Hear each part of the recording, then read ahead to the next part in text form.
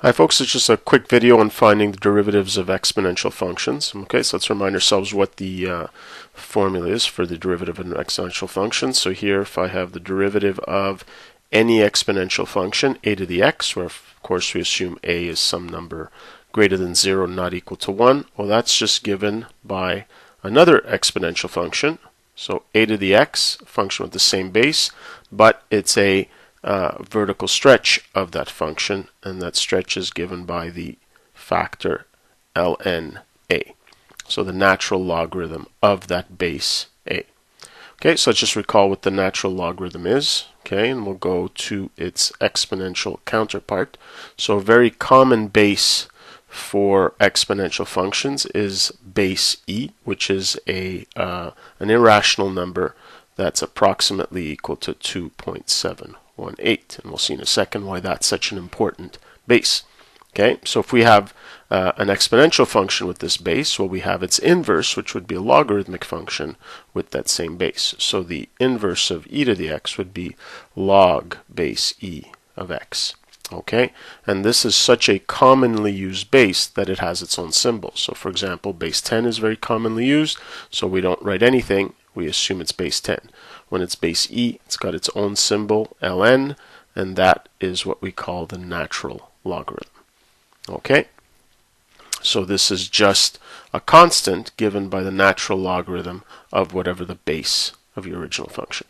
Okay, now keep in mind that if we're taking a look at this exponential function with that special base e, well, one of many reasons why it's so special is that if I take the derivative, so we know it's going to be e to the x, but then ln e, that's just the natural logarithm of e, just gives you 1.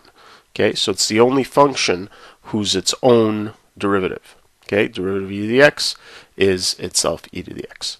Okay, so these are the two formulas that we use to find derivatives of exponential functions. So let's take a look at a couple of examples.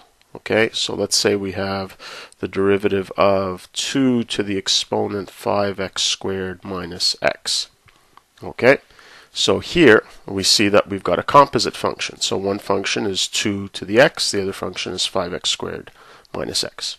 Okay, so we're going to use the chain rule in order to solve this derivative. Okay, so first thing I'm going to do is I'm going to take this expression here, and that's going to be my intermediate variable u.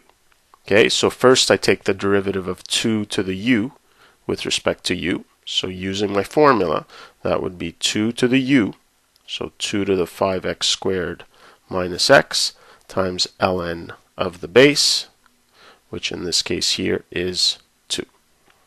Okay, so that's my derivative of 2 to the u, and now I take the derivative of u with respect to x, and that's easy since that's just a polynomial, so here we have 10x minus 1.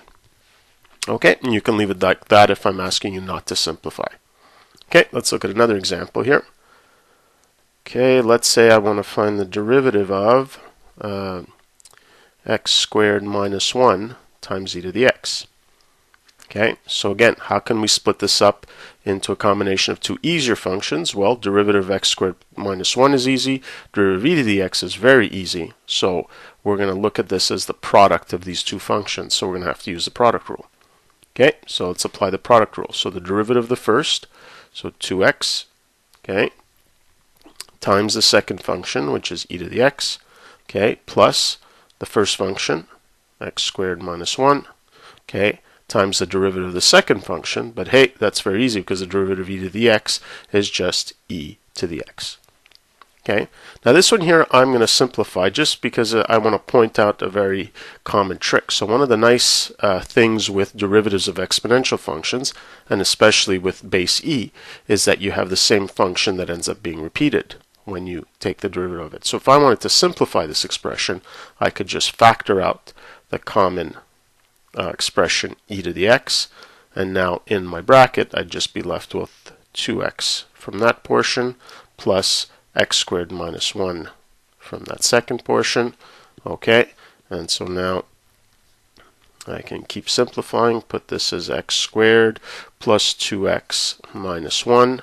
Okay, and this is not factorable, so that's about as far as I can go in this one here. Okay, So again, just to recap, these are two common derivatives which now you need to know. Derivative of a to the x is a to the x times the natural logarithm of the base, and a consequence of this is the derivative of e to the x is just equal to itself. Okay, that's it for now.